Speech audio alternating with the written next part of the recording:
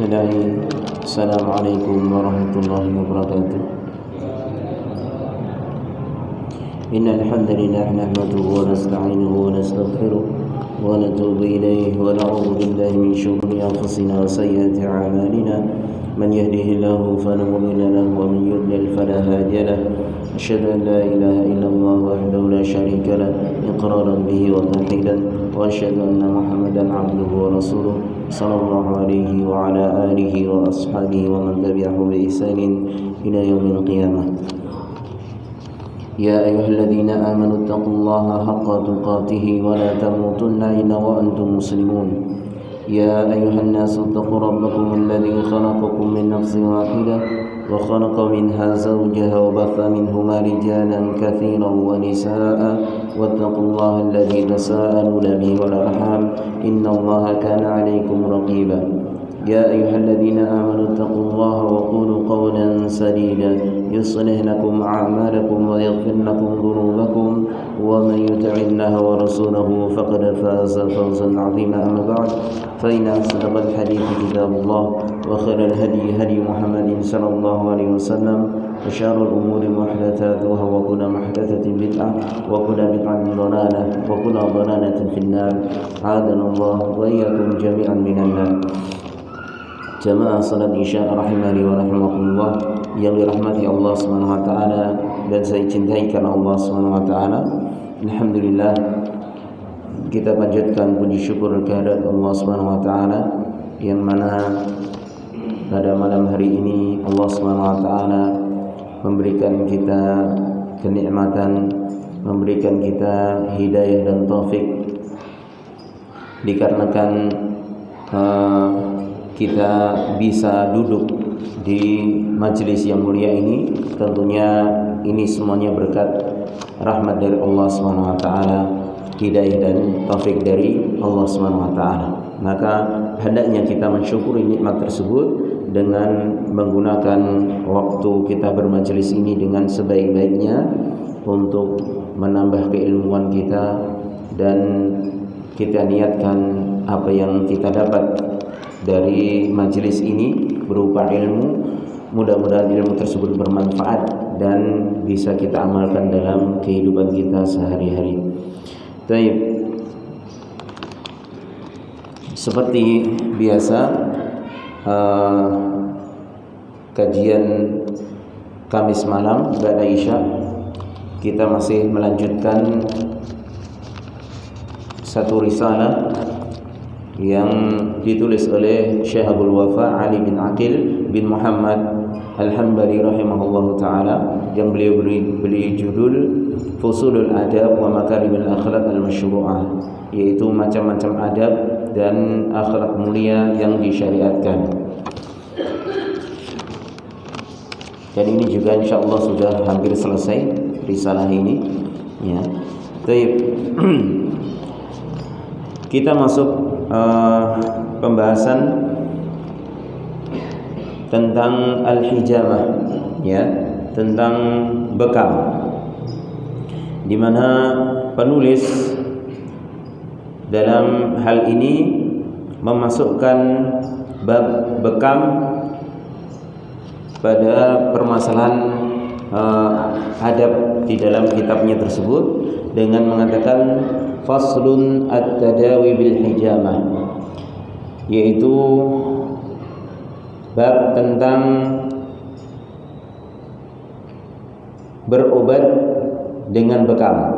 Dan kemarin telah kita utarakan tentang hukum hijamah tersebut, dan yang kuat dari pendapat ulama adalah hukum asal hijamah adalah mubahah ya. Hukum asal hijamah itu mubah. Kapan hijamah tersebut atau bekam itu menjadi sunnah? Yaitu manakala seseorang menderita penyakit dan membutuhkan pengobatan, maka ketika dia mengambil pengobatan dengan berbekam, maka disitulah pengobatan bekam menjadi sunnah hukumnya. Karena yang pertama, alasan kenapa asal bekam itu bukan sunnah, tapi mubah hukumnya dikarenakan bekam ini sudah ada sejak sebelum Nabi SAW. Dan dahulu bekam itu dengan menggunakan alat manual, yaitu dihisap dengan mulut, ya, dihisap dengan mulut, ya. Makanya dalam hadis Nabi SAW, aftarul hajim wal mahjum, telah batal puasanya, yaitu orang yang membekam dan yang dibekam, ya. Karena memang asalnya dahulu berbekam itu menyayat kulit kemudian dihisap dengan mulut, ya, dengan mulut si tukang bekam tersebut, ya. Maka dari sini sebagaimana dijelaskan oleh Syekh Muhammad bin Shalih Al-Utsaimin, asal hukum hijamah laisa bisunnah. Hukum asal bekam itu bukanlah sunnah, akan tapi ini termasuk pengobatan di antara pengobatan yang sudah ada sebelum zaman Nabi Muhammad SAW, dan ini menjadi pengobatan terbaik yang disebutkan oleh Nabi SAW. Dan bekam ini menjadi sunnah itu ketika dibutuhkan, artinya ketika seorang menderita satu penyakit kemudian dia membutuhkan pengobatan, dan ketika dia memilih pengobatan hijamah, maka disitulah letak sunnah ketika dia melakukan bekam dikarenakan kebutuhan atau dikarenakan pengobatan. Karena tidaklah Nabi SAW itu berbekam kecuali dalam kondisi keadaan yang memang membutuhkan untuk bekam. Artinya Nabi tidak pernah bekam tanpa ada alasan pengobatan, ya.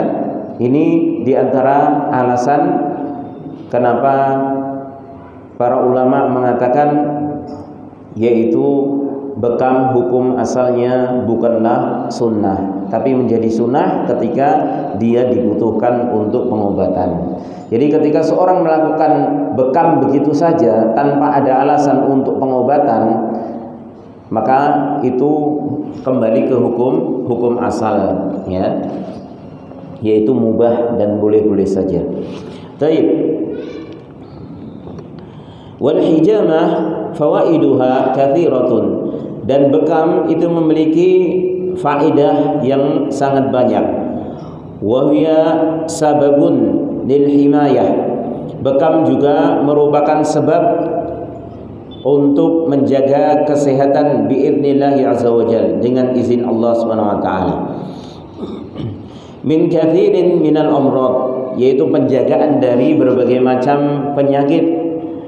Wa raja'a ilaiha katsirun minan nas, dan kebanyakan manusia sudah kembali ke pengobatan jenis ini, walaupun ini jenis pengobatan tempo dulu istilahnya. Sekarang itu hijamah, bekam itu diperbarui dengan alat-alat yang serba canggih tentunya. Sawa'un kanu min ahlil Islam, banyak manusia yang kembali kepada pengobatan ini, baik mereka orang Islam atau min ghairi ahli Islam, atau non muslim. Jadi baik orang muslim maupun non muslim di zaman sekarang ini sudah banyak merujuk kembali kepada pengobatan tradisional bekam ini, tentunya dengan alat-alat yang lebih canggih dibandingkan yang metode yang manual di zaman dahulu, ya. Sekarang sudah tidak pakai mulut lagi untuk menghisap, dan juga tidak pakai tanduk dari hewan lagi, akan tapi sudah memakai alat, ya, sudah memakai alat. Untuk menyayat pun sekarang pakai sayatan yang sekali pakai, ya, sebagaimana seorang dokter ketika mengoperasi, ya, sekarang bekam juga pakai hal tersebut, ya. Baik. Wa hal hunaka waqtun muhaddadun lil hijamah min haitsul ayyami litakuna afyada lil badan. Kemudian apakah di sana ada waktu tertentu untuk berbekam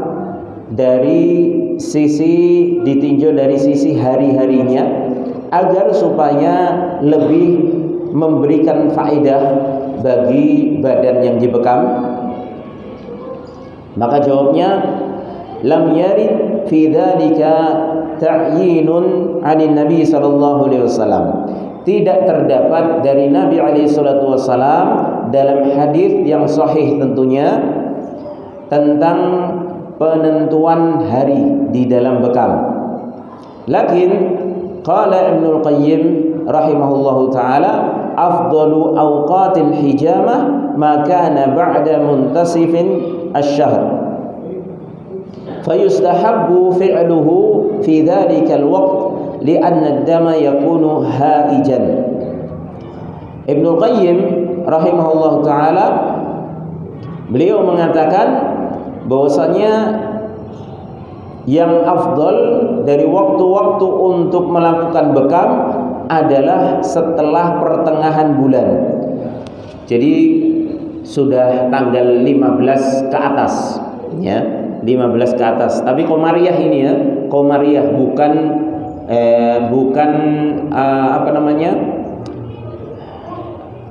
Syamsiah, ya, bukan tanggalan Syamsiah, bukan nasional, ya. Tapi 15 Komariah. Jadi kalau setelah bulan purnama itu kan tanggal 15, kemudian mulai 16, 17, 18, 19 dan seterusnya sampai menjelang akhir, sebelum akhir. Ya, jadi setelah pertengahan. Itu yang lebih bagus kata Ibnu Qayyim Al-Jauziyah.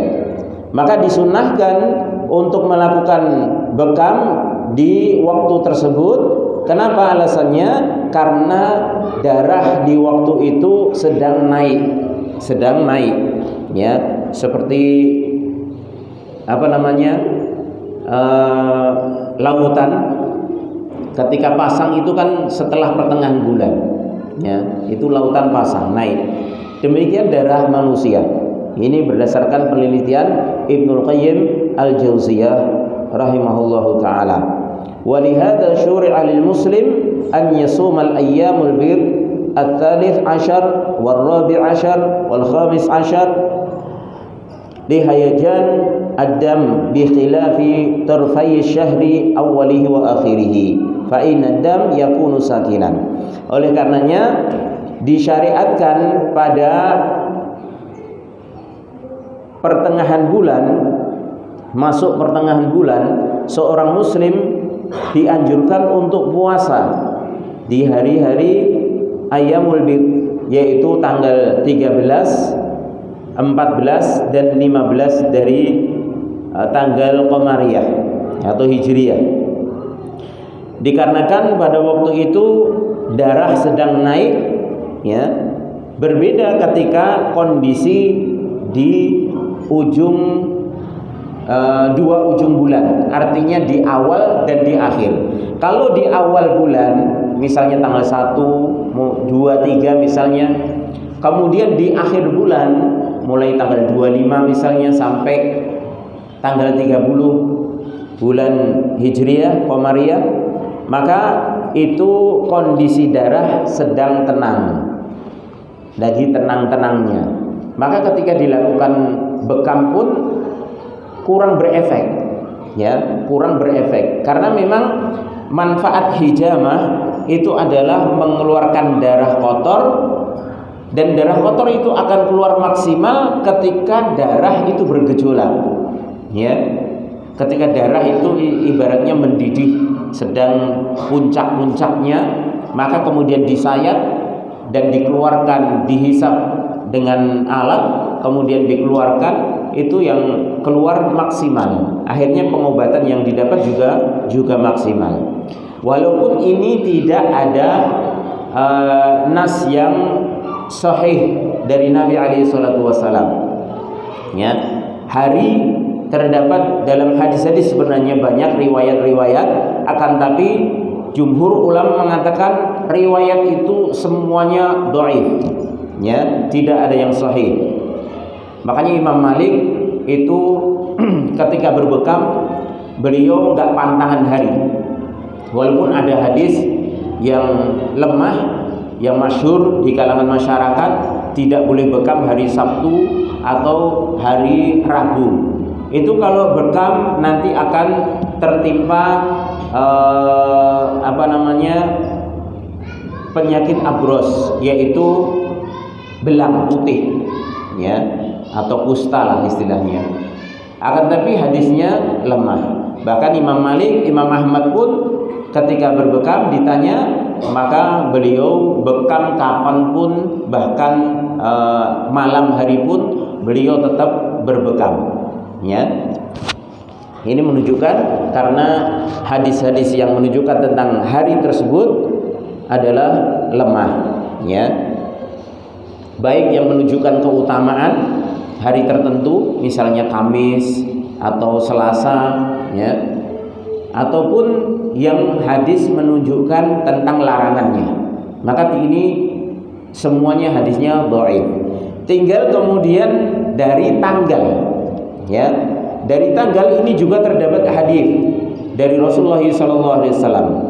Adapun dari tanggal yang menunjukkan bahwasanya di sana Rasulullah SAW menganjurkan berbekam di tanggal 19 atau 17, kemudian 19, kemudian 21, ya. Maka ini sebagian ulama menghasankan, di antaranya Imam An-Nawawi rahimahullahu taala dan juga Syekh Al-Albani rahimahullahu taala, ya. Dan ini pun didukung dengan penelitian yang dilakukan oleh Ibnul Qayyim Al-Jauziyah rahimahullahu taala, bahwasanya memang di tanggal-tanggal tersebut bermanfaat di dalam mengeluarkan darah kotor dalam rangka pengobatan tadi, ya. Baik, karena alasannya memang kondisi darah waktu itu sedang puncak-puncaknya dan sedang naik, ya, sehingga bisa maksimal untuk mengeluarkan darah kotor yang di bekam tersebut, ya. Baik.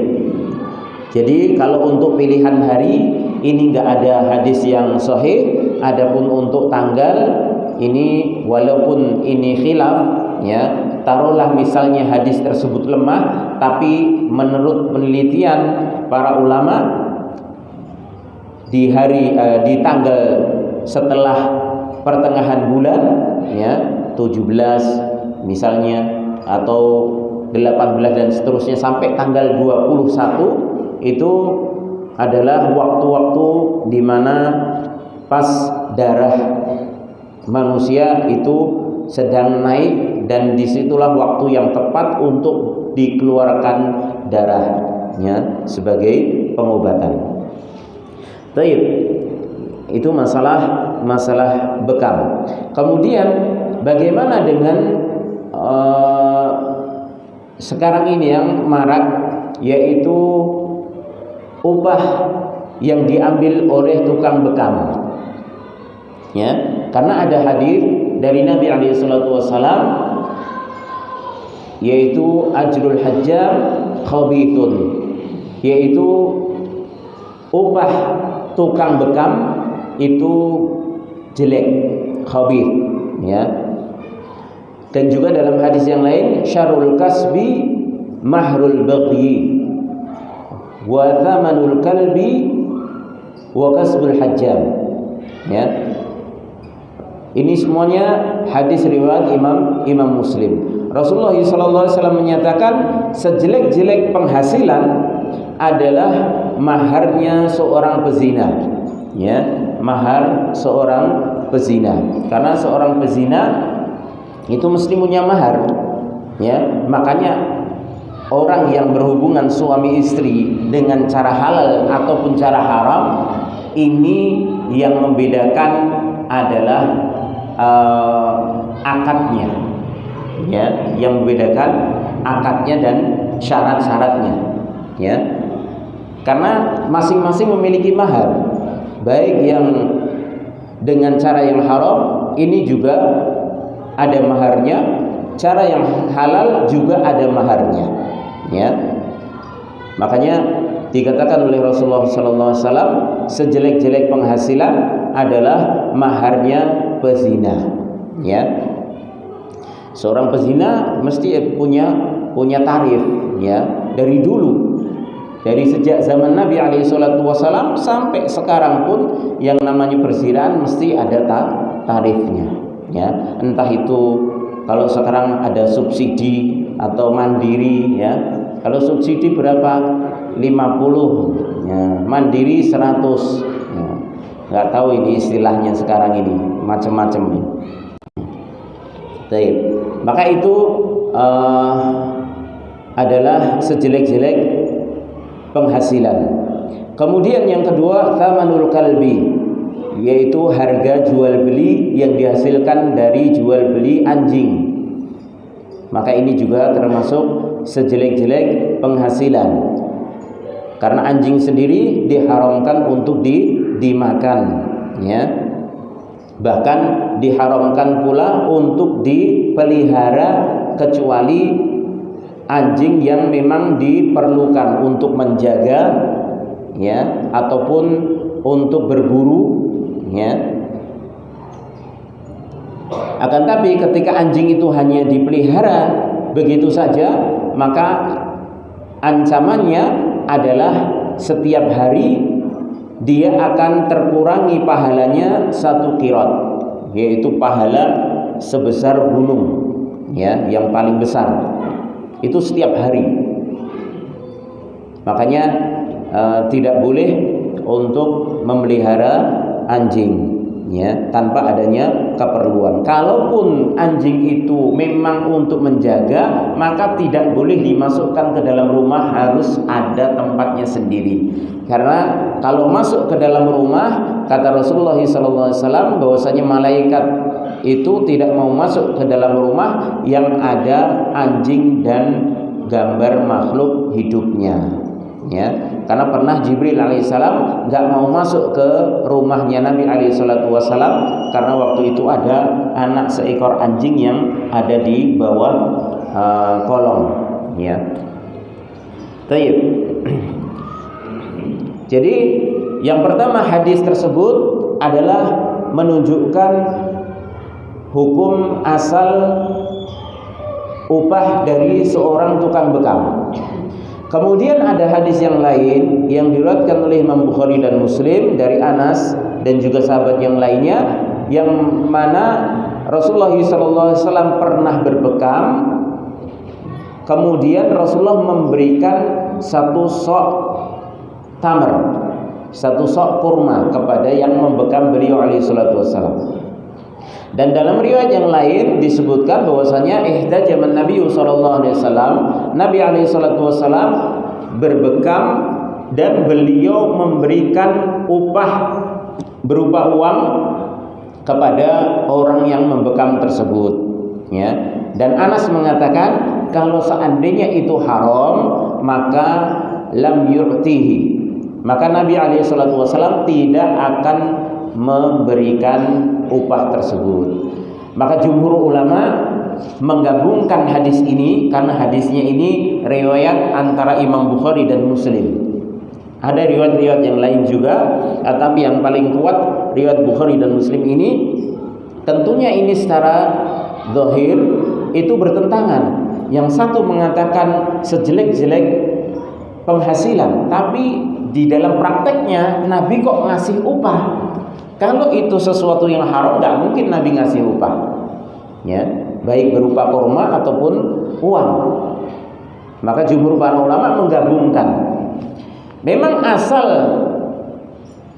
dari penghasilan seorang tukang bekam itu nggak boleh asalnya, ya, asalnya nggak boleh. Tapi ketika Nabi SAW di dalam prakteknya ternyata kok memberi upah, maka yang dimaksud kalimat khabir, kemudian syarrul kasbi, yaitu sejelek-jelek penghasilan, ini bukan sesuatu yang haram, tapi ini sesuatu yang makruh. Artinya tidak disukai, tidak sampai derajat haram.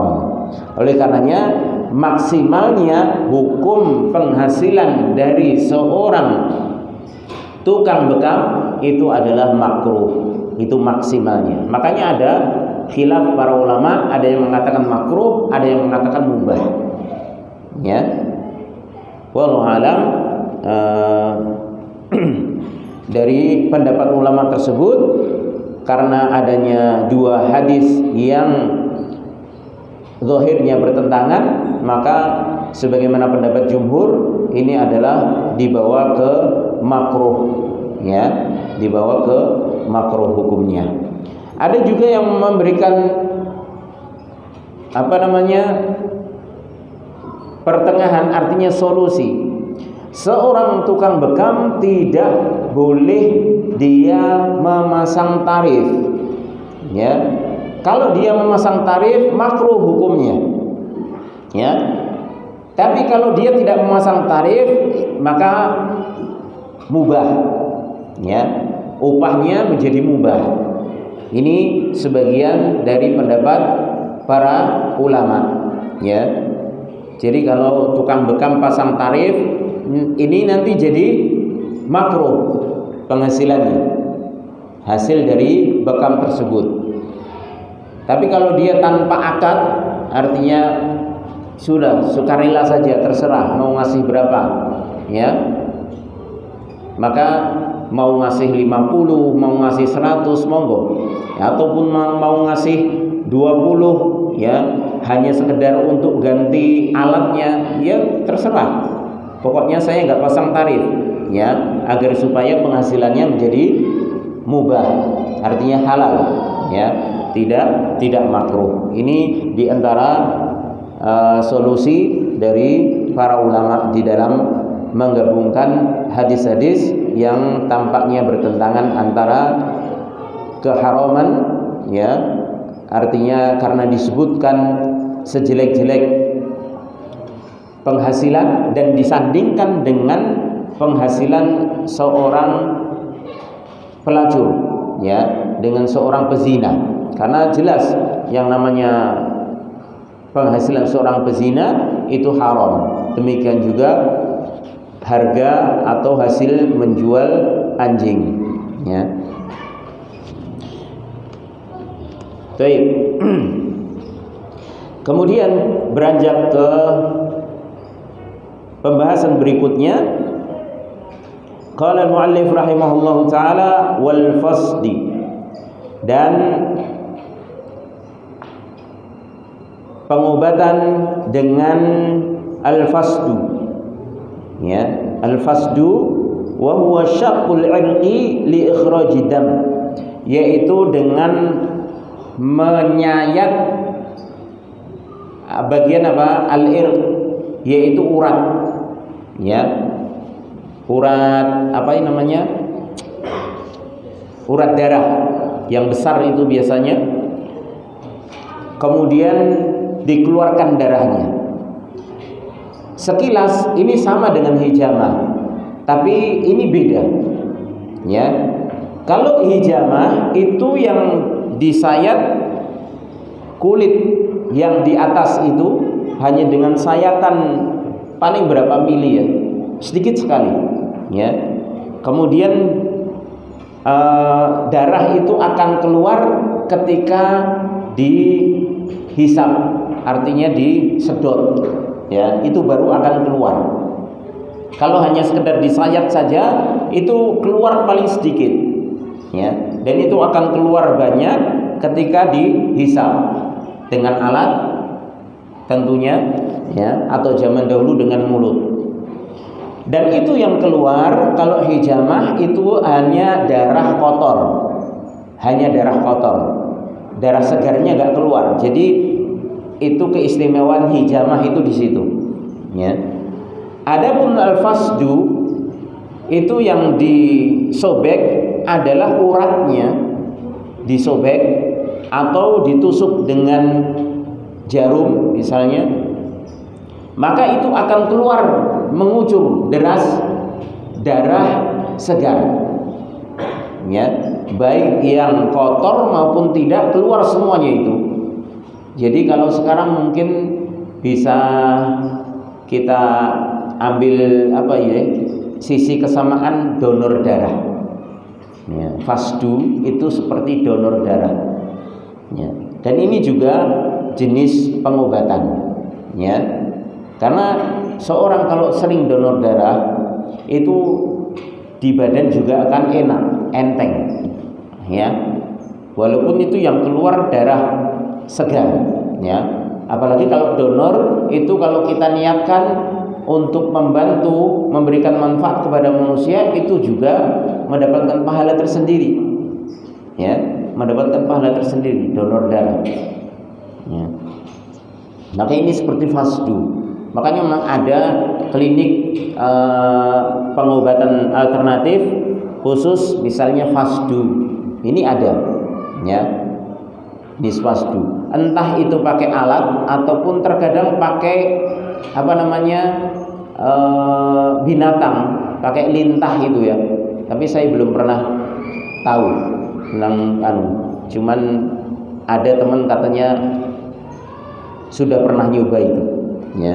Jadi itu lintah ditempelkan, kemudian diisep sampai lintah tersebut kenyang, kemudian jatuh sendiri. Itu seperti fasdu itu. Ada juga kemarin teman juga cerita di kaki yang di fasdu itu. Jadi ditusuk dengan jarum, begitu ditusuk langsung mengucur deras itu. Ya. Makanya itu kalau fasdu itu orangnya harus dalam kondisi fit, ya. Makanya kalau kita donor juga biasanya kalau sudah dapat setengah itu ditanya pusing nggak? Ya. Nanti jangan-jangan belum selesai tahu-tahu pingsan, ya. Karena yang keluar darah segar itu beda dengan hijamah. Kalau bekam itu yang keluar hanya darah kotor saja. Jadi tidak membuat seseorang itu lemas istilahnya. Beda dengan al-fasdu. Dan fasdu ini juga diperbolehkan karena ini termasuk juga jenis pengobatan. Cuman kalau fasdu keluarnya terlalu over juga ditakutkan bisa menimbulkan kehabisan darah nantinya. Ya. Baik. Kemudian qala al-mu'allif rahimahullah wal kai. Kemudian jenis pengobatan selanjutnya adalah al-kai wa huwa ihraqul jaldi bil hadidah al-muhmati, yaitu membakar kulit dengan cara ditempelkannya besi yang sudah dipanasi. Jadi kulit yang terluka misalnya, biasanya karena luka sulit untuk kering, atau misalnya karena urat terpotong akhirnya mengeluarkan darah terus, ya.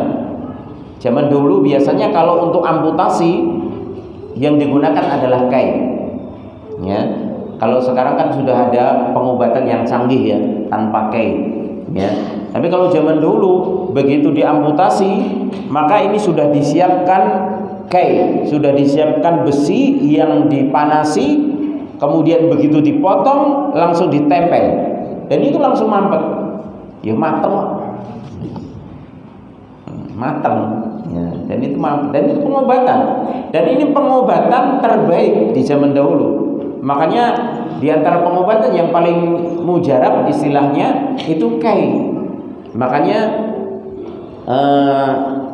kai ini bisa mengurangi bahkan menghilangkan ketawakalan seorang kepada Allah Subhanahu wa taala. Ya. Nanti akan ada hadisnya di sini. Wa ikhtalafa fi hukmi al-ulama rahimahumullahu taala. Dan para ulama berselisih tentang hukum kai ini. Wal masyhur min al-madhhab, dan yang paling masyhur, ya, paling banyak dianut dari madhab Hambali, Imam Ahmad bin Hanbal, annahu jaizun, bahwasanya kai ini hukumnya boleh, ya. Wa yadullu lidzalika hadits Jabir bin Abdullah radhiyallahu ta'ala anhuma anna Rasulullah sallallahu alaihi wasallam ba'atha ila Ubay bin Ka'ab tabiban faqata'a minhu 'irqan thumma kawahu 'alaihi. Hadis diriwayatkan oleh Imam Muslim. Hadis dari Jabir bin Abdullah bahwasanya Rasulullah sallallahu alaihi wasallam pernah mengutus seorang tabib. Zaman dahulu ya dikatakan dokter ya, kalau sekarang istilahnya dokter, kalau zaman dahulu sebutannya tabib ya, tabib.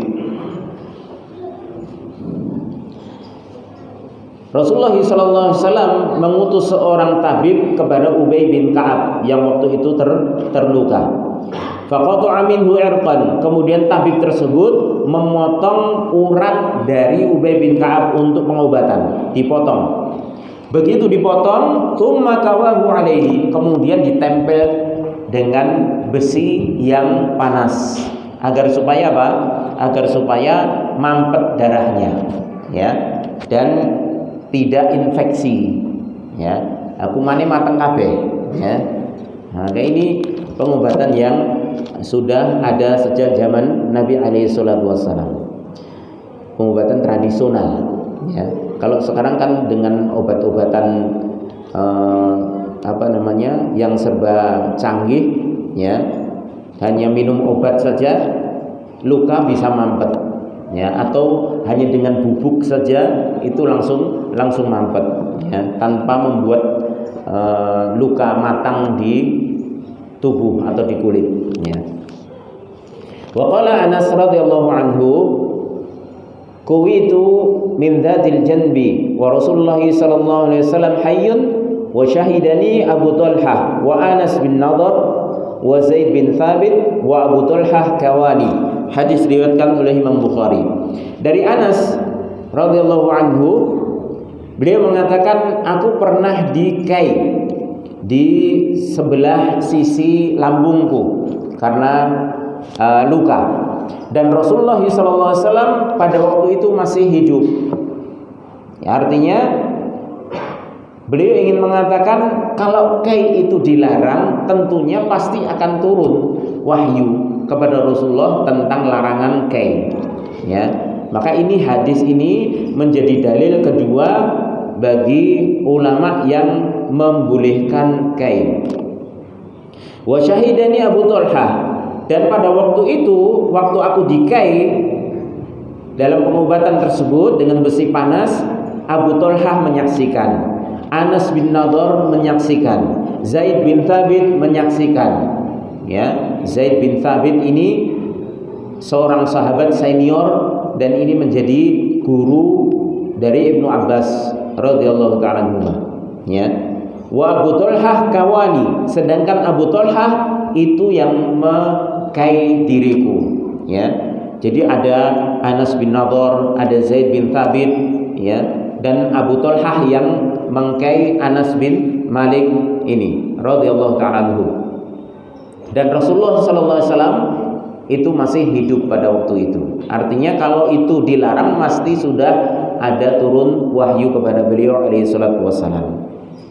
Maka hadis tersebut menunjukkan takrir ya, takrir Nabi alaihi salatu wasallam, yaitu penetapan Nabi alaihi salatu wasallam, yaitu penetapan itu di mana di zaman Nabi hidup ada perbuatan sahabat ya yang itu tidak dilakukan Nabi, tapi Nabi masih hidup, dan perbuatan tersebut dibiarkan oleh Nabi alaihi salatu wasallam.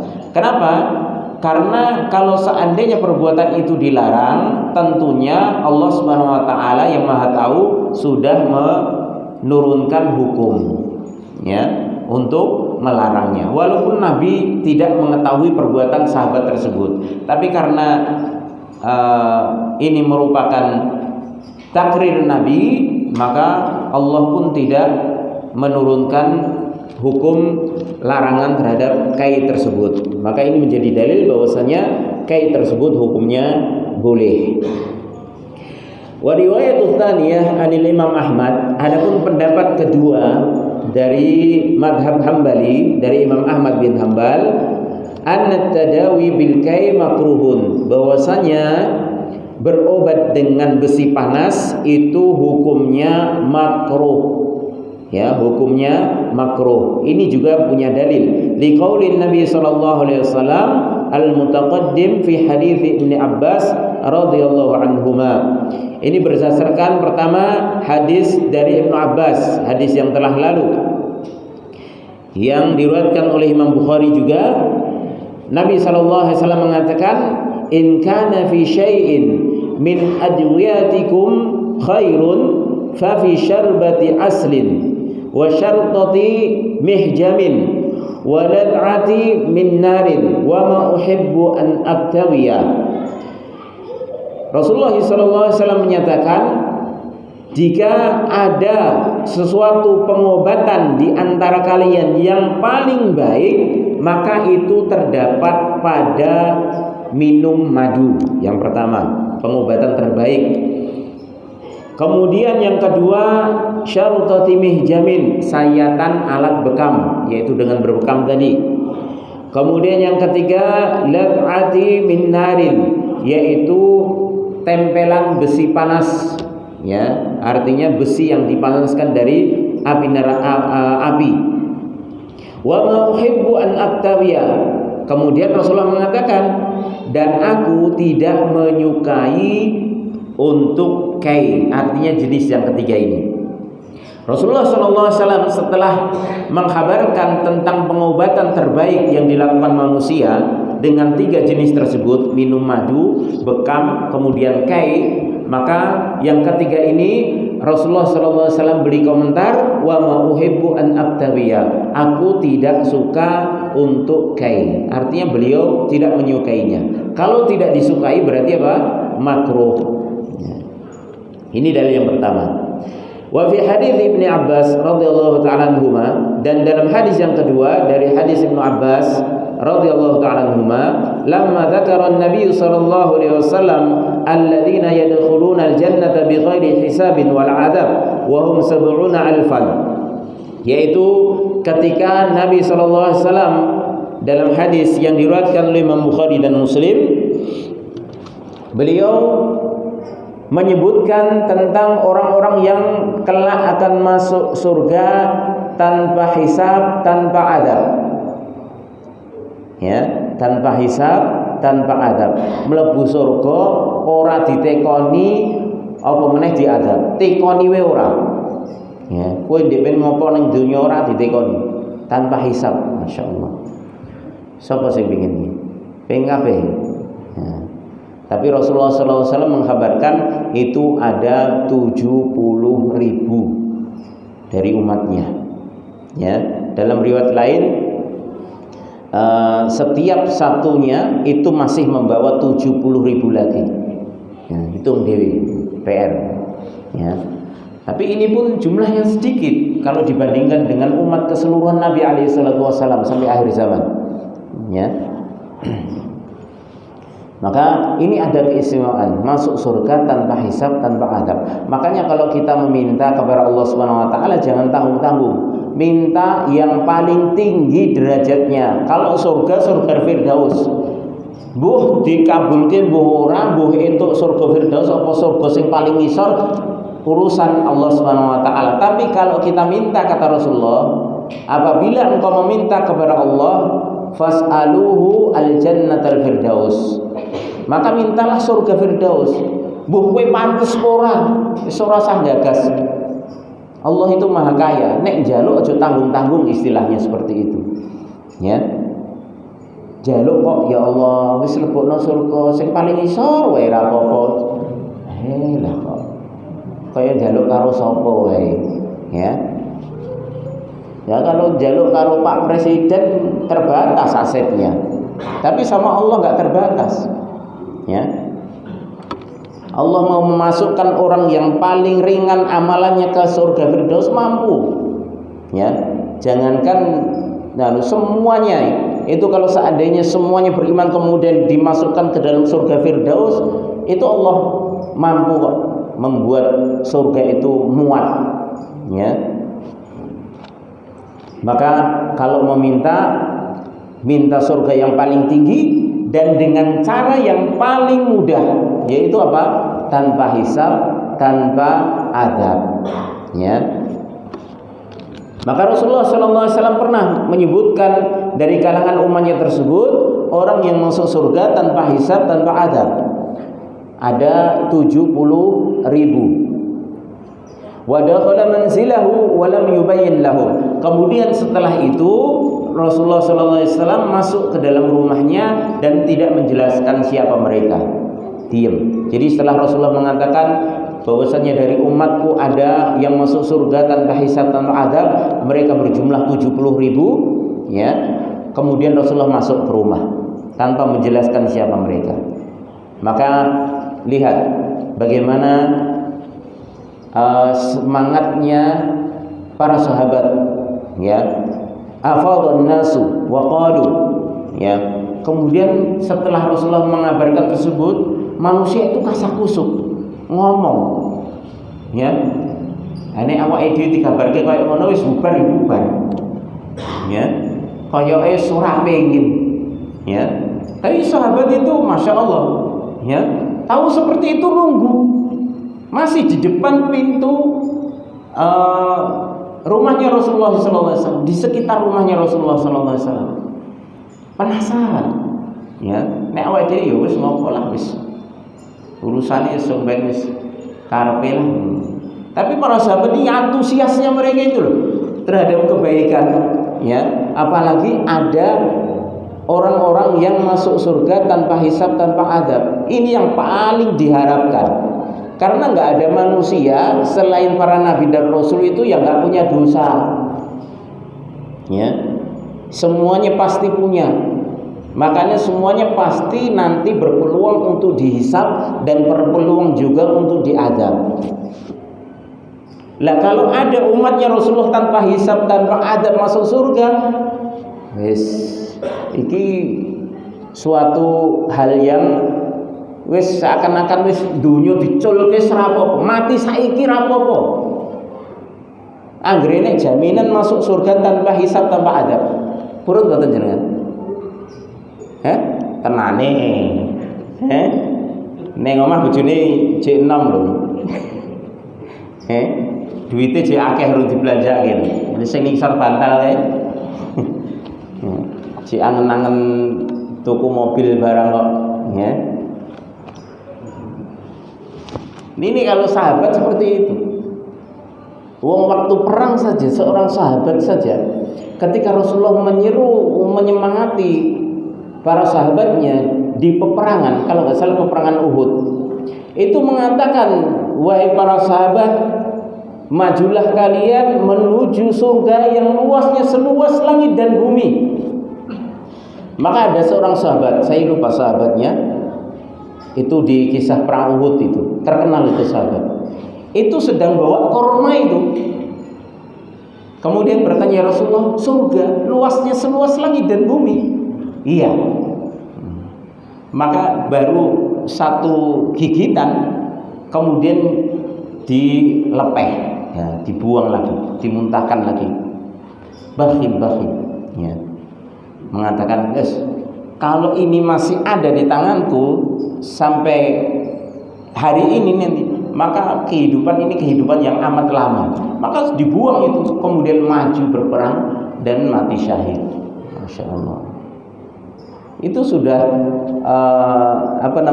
kabar gembira dari Rasulullah tentang surga saja sudah sedemikian besarnya dalam hati seorang sahabat.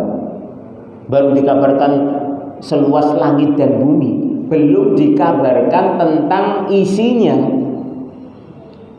Itu kan baru awal-awal kejayaan Islam akan mulai kelihatan kan, perang Uhud. Padahal perang Uhud di waktu itu kaum muslimin kalah. Yang sebelumnya perang Badar menang, ya. Baru dikabarkan tentang surga seluas langit dan bumi, seorang sahabat itu sudah antusias, mati saiki rapopo anggere surga. Ya. Nah saiki ditawani surga tanpa hisab, tanpa azab, saiki mati detik iki cek mikir. Ya, masih mikir kita ini, ya. Maka ini para sahabat mereka saling bertanya-tanya, Ya, siapa mereka ya? Ya. Mereka semuanya berharap sampai mengatakan nahnul ladzi amanna billahi wattaba'na rasulahu. Mereka adalah di kalangan kita ini yang beriman dengan Allah dan mengikuti Rasulnya. Kemudian ada yang mengatakan fanahnuhum, ya. Mereka itu adalah kami, ya. Ada yang mengatakan auladuna alladzina wulidu fil Islam. Mereka ini adalah nanti keturunan kita yang dilahirkan di dalam Islam. Artinya nggak pernah mencicipi dosa-dosa syirik, ya. Nggak pernah meninggalkan sholat. Itu harapannya para sahabat. Yo, mereka itu yang lebih pantas adalah keturunan kita nanti. Ya, fa inna wulidna fil jahiliyah. Kalau kami ini, karena kami kan dilahirkan di zaman jahiliyah, pernah menyembah berhala, ya, malah pernah memerangi Nabi ketika Nabi diutus. Wah, koyo ora pantes. Ya, sing pantes sih keturunanane awake dhewe kita ini. Itu para sahabat. Kemudian masih ada pendapat-pendapat lain dari para sahabat, menerka-nerka. Ketoke sing koyo ngene, sing koyo ngene. Maka Nabi pun keluar. Fa balaghan Nabi sallallahu alaihi wasallam fa kharaja. Maka munaqasyah dari para sahabat yang menebak-nebak tentang siapa mereka yang masuk surga tanpa hisab, tanpa adab, itu sampai kepada Nabi alaihi salatu wasallam sehingga Nabi keluar. Faqala, kemudian Nabi mengatakan, hum alladzina la yastarquna. Mereka itu adalah yang pertama tidak minta ruqyah. Ya, tidak minta ruqyah. Ya, terus nek jenengan loro, ya, ampun nembung ruqyah. Ya. Tolong aku diruqyah ndang. Ya. Gen mari. Ya. Ampun. Ya. Kalau ruqyah sendiri. Kalaupun nanti saudara tahu, itu yang dituntut untuk pangerten saudaranya. Tak ruqyah gelem ora. Nah, baru oh ya, rapopo. Itu enggak apa-apa. Tapi kalau kita minta ruqyah jangan. Walaupun hukumnya boleh, tapi enggak dapat keutamaan ini nantinya. Ya. Keutamaan ini hilang. Masuk surga tanpa hisab, tanpa adab. Ini yang pertama. Sifat yang pertama. Kemudian yang kedua, wala yatatayyarun, dan tidak bertatoyur. Tatoyur itu tasya'um. Ya, yaitu menganggap sial. Asalnya tatoyur itu menganggap sial. Tapi termasuk tatoyur itu adalah tafaul juga, menganggap apa namanya? Istilahnya apa? Hoki, ya. Menganggap ini akan mendapatkan keberuntungan dengan sesuatu tertentu yang itu tidak ada dalilnya, tidak ada keterangan dari hal tersebut dalam agama kita. Misalnya ada burung gagak lewat, wah ini nek sing mati. Ya kabeh camat ya, calon mayit kabeh. Ya, cuma kapane lah. Biasanya kalau burung gagak lewat, wah iki engko. Ya, dino iki. Wah, gitu. Ketiba cicak makhluk, wah, iki aku meh mati. Ya. Iya, kabeh meh mati kan. Terus kalau tafaul bagaimana? Mata kedutan. Wah, iki meh entuk duit iki. Ngerti-ngerti kedutan kok. Enek sing meh ngeteri duit. Nah, itu termasuk tatoyur. Ya. Maka ini tidak boleh karena itu termasuk kesyirikan. Ya, kalau ini termasuk kesyirikan, ya. Jadi melihat sesuatu tertentu, ya. Atau kalau gigi tanggal di bawah di gua ning dhuwur gendeng, ya. Biasanya nopo keyakinane? Hah? Ora iso midhun untune. Napa nek sing dhuwur gua ning isor. Kuwi keyakinane. Lingguh ning ngarep lawang judune adoh. Macam-macam lah. Nah, tatoyur ini sudah berkembang, semakin berkembang di zaman, tatoyur juga berkembang ternyata. ya. Tidak ada pengobatan. Tatoyur pun berkembang, kesyirikan pun berkembang, ya. Maka ini hati-hati. Lewat kudu ngelakson. Nah, ini ya tatoyur iki. Ya. Lewat tertentu, wah iki kulino enek kecelakaan ning jembatan ngene iki. Ya. Iki kudu dibel iki. Ya, orane apa-apa kok dibel. Iki biasanya keyakinan karena apa? Karena ada penunggu di situ. Kok gek tengok-tengok ning kono pas jagongan. Ya, pas wedangan bisa liwat kocar-kacir nesu itu. Ya. Itu biasanya seperti itu. Makanya diklakson. Aneh-aneh ya. Maka ini termasuk jenis-jenis tatoyur. Makanya kalau lewat itu bismillah. Ya. Jangan bunyikan klakson. Klakson itu dibunyikan fungsinya kalau memang ada yang nyebrang mendadak, klakson. Ya. Kalau ada di depannya kosong tapi kok jalannya lambat, kita nggak bisa nyalip, klakson dulu. Ya. Kalau rating kanan beloknya kiri, di klakson. Ya, seperti itu fungsinya. Bukan kok di gelap malam jembatan, lewat jembatan klakson. Padahal nggak ada apa-apa. Ya. Ini tatoyur. Wala yaktawun. Nah, kemudian yang ketiga, dan mereka adalah orang-orang yang tidak melakukan kait, pengobatan dengan cara besi panas dibakar kemudian ditempelkan di luka tersebut. Wa ala rabbihim yatawakkalun, dan kepada Rabb mereka bertawakal. Karena jenis tiga ini itu adalah jenis yang berkaitan erat dengan ketawakalan seorang kepada Allah Subhanahu wa taala. Orang yang minta ruqyah biasanya dia akan bersandar kepada orang yang meruqyah tersebut. Apalagi kalau yang dimintai adalah seorang kiai, seorang habib, seorang masyayikh yang terkenal, ya, sudah viral. Dia keyakinannya, wah iki nek aku diruqyah Pak Kiai iki, Ustadz iki, ya, mesti mari. Nah, tawakalnya hilang kan? Kalau minta ruqyah seperti itu. Beda kalau dia ruqyah sendiri. Kalau ruqyah diri sendiri, dia akan bertawakal dengan Allah Subhanahu wa taala. Makanya lebih utama itu meruqyah diri sendiri dibandingkan kita minta ruqyah sama orang lain. Kemudian tatoyur dia akan menganggap sial dengan kejadian tertentu yang itu akan menghilangkan ketawakalannya kepada Allah. Dia akan pergi lihat ulo buntung rasido, akhirnya balik keyakinannya, wah nek tak teruske ora bakal lancar usahaku, wis rasido sesuk neh wae. Ya, sesuk neh ternyata delok meneh lha liwate ning leng kula, ya. Lah piye? Ya, liwat ngerti terus. Ora sida terus akhirnya. Ya. Maka tatoyur ini menghilangkan ketawakalan kepada Allah Subhanahu wa taala. Jadi tawakalnya bukan kepada Allah tapi kepada benda-benda tertentu. Ya. Kemudian kai ini dikatakan para ulama, kai ini adalah pengobatan yang paling mujarab di zaman dahulu.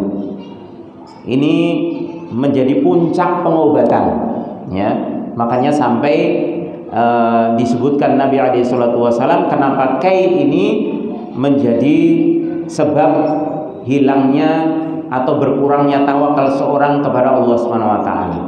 Karena dia akan berkeyakinan nek pengobatan liyane enggak cocok misalnya, maka dia ketika mencoba kai dengan pengobatan terakhir, dia akan berkeyakinan nek kai iki mesti genah mari ini. Nah, itu hilang tawakal. Makanya ditutup dengan sabda Nabi, wa ala rabbihim yatawakkalun. Mereka itu adalah orang-orang yang benar-benar bertawakal hanya kepada Rabb-Nya, yaitu Allah Subhanahu wa taala. Fasawab fil kai tab'an lima dalla hadits Ibnu Abbas makruhun. Maka yang benar dari dua pendapat antara makruh dan mubah, pengobatan kai berdasarkan hadis Ibnu Abbas adalah makruh. Kai ini hukumnya makruh. Likaunihi yunafi at-tawakkul 'ala Allah azza wa jalla. Dikarenakan kai ini bisa menghilangkan ketawakalan seorang kepada Allah Subhanahu wa taala. Ya. Ini jenis pengobatan kai, hukumnya makruh. Apalagi kalau kita tidak melakukan kai, kita bertawakal kepada Allah Subhanahu wa taala, kita berharap nantinya bisa masuk surga tanpa hisab dan tanpa azab. Allahumma. Baik.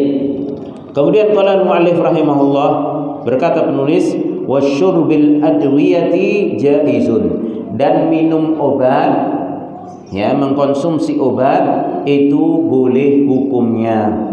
Ai jaizun at-tadawi, yaitu di sini penulis membahas tentang bolehnya berobat. Jadi hukum berobat ini juga ada sedikit permasalahan, artinya ada khilaf di antara para ulama. Penulis di sini berpendapat tentang bolehnya berobat berdasarkan sabda Nabi SAW dalam hadis Usamah bin Syarif. Beliau menyatakan, tadawau fa innallaha lam yunzil da'an illa anzala lahu syifaan, alimahu man alimahu wa jahilahu man jahilahu. Hadis riwayat Imam Ahmad, Tirmidzi, Abu Dawud, Ibnu Majah. Rasulullah SAW bersabda, berobatlah kalian, perintah. Maka sesungguhnya Allah tidaklah menurunkan penyakit kecuali Allah juga menurunkan obatnya. Alimahu man alimahu, mengetahuinya orang yang mengetahuinya. Artinya orang yang mengetahui tentang obat dari penyakit tersebut, dialah orang yang mengetahuinya. Wa jahilahu man jahilahu, dan orang yang tidak mengetahui obatnya itulah orang yang tidak mengetahui. Artinya setiap penyakit yang Allah turunkan pasti Allah juga turunkan obatnya. Cuman kadang kan kita bertanya, jari ini setiap penyakit enek obati, kok penyakit ini orang mari-mari? Bahkan dikatakan penyakit gak ada obatnya oleh dokter. Seperti misalnya apa?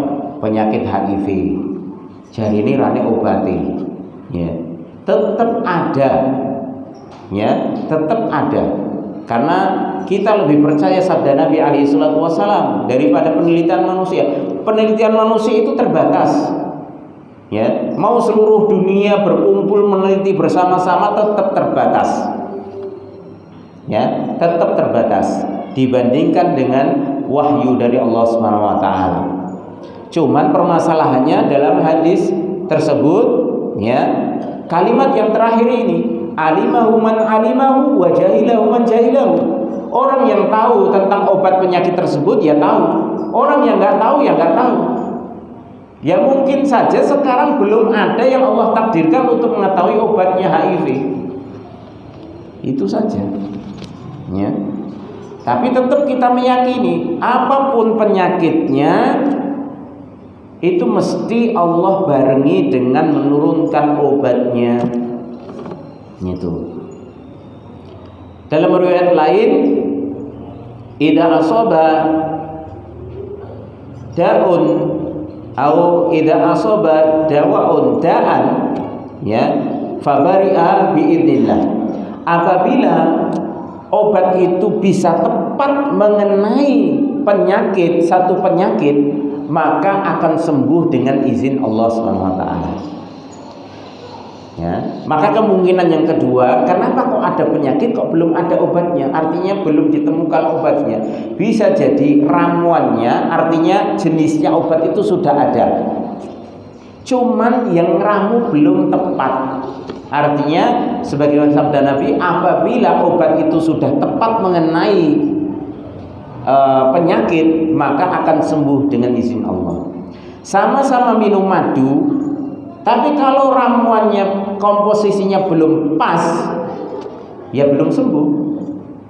Sebagaimana sabda Nabi SAW, ya, mungkin memang benar itu obatnya madu, tapi karena belum tepat dengan penyakitnya, komposisinya belum pas, atau ketika dicampur dengan apa dan apa itu belum pas, gaco nyampur, ya akhirnya nggak sembuh juga. walaupun yang dipakai adalah jenis pengobatan yang terbaik. Demikian juga dengan bekam, ya. Ketika belum pas, ya, di dalam membekam seseorang, dia belum sembuh. Kalau pas akan sembuh insyaallah biidznillah. Ya, ini sebagaimana sabda Nabi alaihi salatu wasallam. Ya. Baik. Wa qad taqaddama hadits Ibnu Abbas, dan juga hadis dari Ibnu Abbas, in kana fi syai'in min adwiyatikum khairun, ya.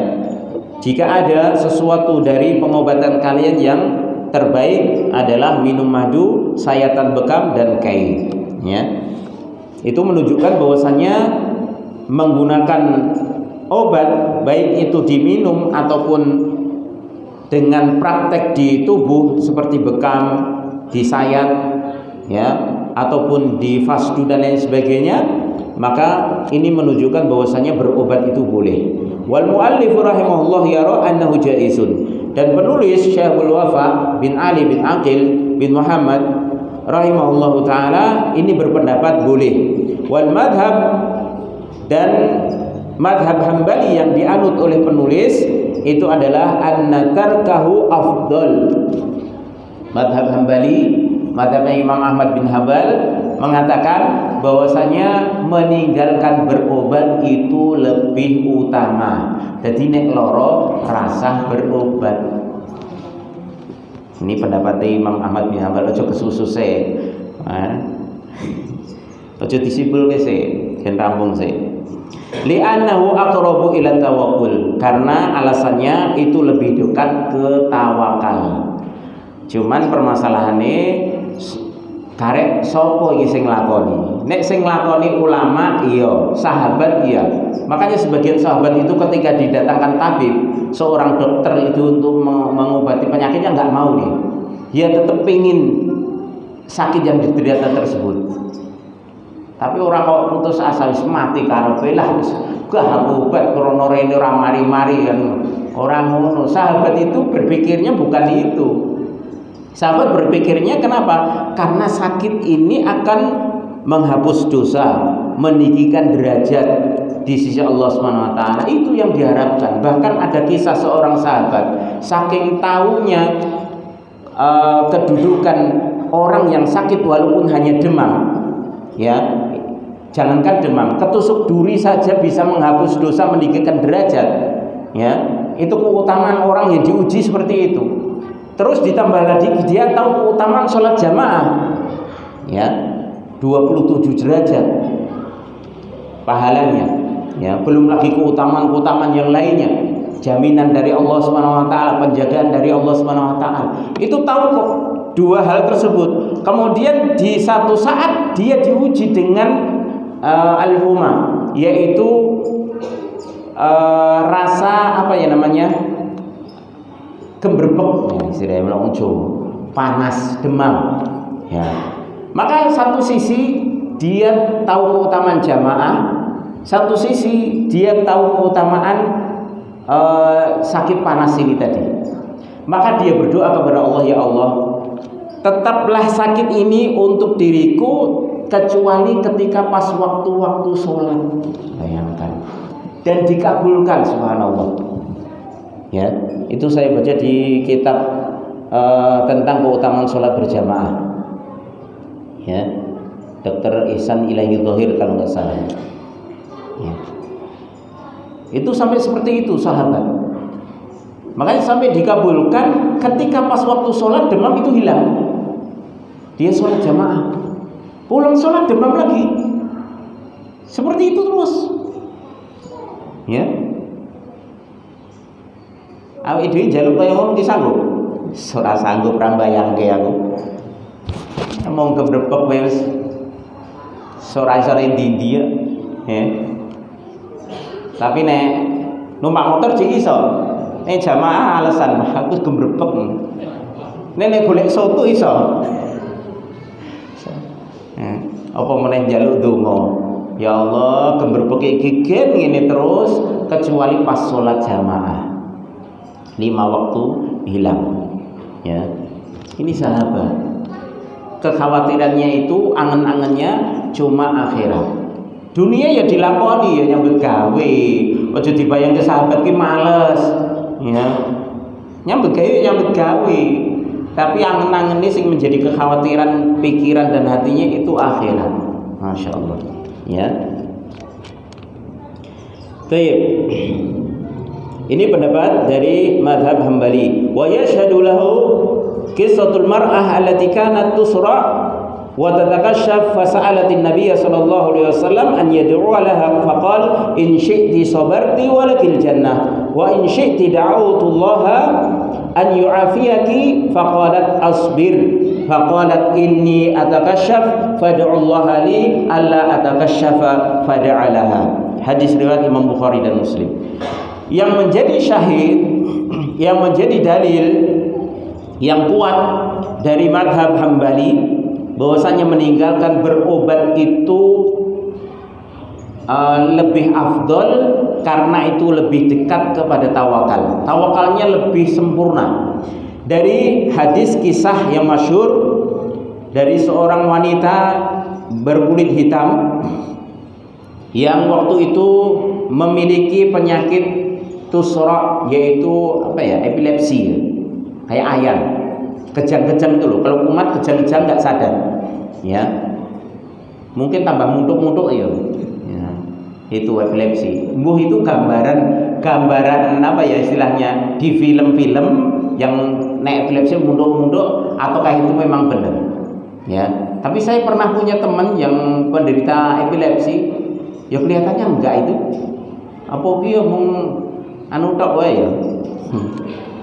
Terlalu apa mungkin yang tingkat parah mungkin ya, tapi Allah alam.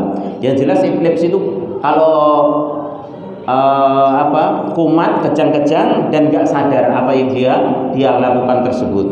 Sampai tersingkap wanita ini, tersingkap auratnya. Dia enggak sadar. Maka dia mendatangi Nabi SAW, seorang sahabiah ini. Sahabiah berkulit hitam, ya, kastanya mungkin rendah, tapi mulia di sisi Allah Subhanahu Wa Taala, ya. Maka dia minta kepada Nabi SAW untuk mendoakan dirinya, minta kesembuhan. Ya Rasulullah, doakan aku kepada Allah agar Allah menyembuhkan penyakitku ini, ya. Karena dia yakin ini yang doa seorang manusia terbaik yang pernah Allah ciptakan di muka bumi, ya, Rasul terbaik yaitu Nabi kita Muhammad SAW pasti terkabul, ya, Khalilur Rahman, ya, kekasih Allah Subhanahu Wa Taala. Maka Rasulullah SAW tidak serta-merta langsung mendoakannya, tapi memberikan pilihan. In syi'ti sabarti walakil jannah. Kalau engkau mau, kamu sabar dengan penyakitmu ini, kamu dipastikan masuk surga, insyaallah.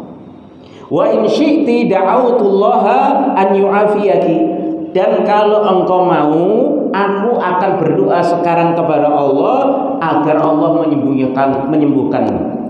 Kalau berdoa kepada Allah disembuhkan, kira-kira terus kemudian dek ora iso mlebu surga enggak?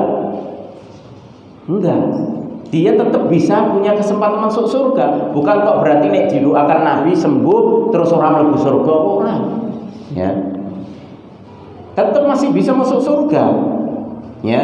Cuman Rasulullah menghabarkan kalau kamu sabar dengan kesabaranmu ini, maka Allah akan memastikan kamu masuk surga. Kalau kamu mampu menanggung penyakit ini dengan kesabaran. Ya. Tapi kalau kamu mau, aku akan mendoakanmu, kata Rasulullah SAW, agar Allah menyembuhkanmu dan insya Allah Allah akan menyembuhkanmu. Dua pilihan, ya. Kira-kira nek awake dhewe pilih mari ya, tetep pilih mari. So rasa mikir-mikir kan, tetep pilih mari. Yes. Mari alasane kowe ya serono-rono. Mari kan ku iso ibadah, iso maksimal, iso anu ala gombal. Ya. Padune wae, ya. Faqalat maka seorang wanita berkulit hitam ini pun mengatakan apa? Asbir. Masya Allah, tanpa disangka ini. Asbir, ya Rasulullah, saya sabar. Ya, saya sabar. Ya. Faqalat inni atakasyaf, akan tapi aku kalau kumat penyakitku ini tersingkap auratku. Fad'ullaha li alla atakasyaf, doakan aku saja kepada Allah agar ketika saya kambuh tidak tersingkap auratku. Ya, ora usah didoake mari, tapi doakan saja aurat saya tidak terbuka. Itu saja. Saya akan sabar menanggung penyakit ini. Padahal kumat sak wayah-wayah. Bisa jadi pas sholat kumat, bisa jadi pas ngobrol sama temannya kumat, bisa jadi pas di pasar kumat. Ya. Tapi sabar. Ya. Fada'alaha, maka Rasulullah pun mendoakan agar tidak tersingkap, dan sejak saat itu ketika wanita ini kambuh, auratnya dijaga oleh Allah Subhanahu wa taala, tidak pernah lagi tersingkap. Ya, Masya Allah. Ya, baik. Ini tentang alasan dan dalil kenapa berobat ketika ditinggalkan itu lebih utama. Ini madhabnya Imam Ahmad bin Hanbal. Wallahu a'lam bishawab. Untuk detailnya insyaallah pada pertemuan yang akan datang insyaallah kita akan membahas tentang bagaimana sebenarnya hukum berobat, atau lebih tepatnya hukum meninggalkan berobat. Apakah mutlak sebagaimana pendapatnya Imam Ahmad bin Hanbal, atau itu akan diberikan penjelasan insyaallah taala. Insyaallah kita baca pada pertemuan yang akan datang. Wallahu a'lam bishawab. Mudah-mudahan ini bermanfaat untuk saya pribadi dan jamaah sekalian, dan kurang lebihnya saya mohon maaf. Kita tutup dengan doa kafaratul majlis. Subhanakallahumma wa bihamdika asyhadu an la ilaha illa anta astaghfiruka wa atubu ilaik. Wassalamualaikum warahmatullahi wabarakatuh.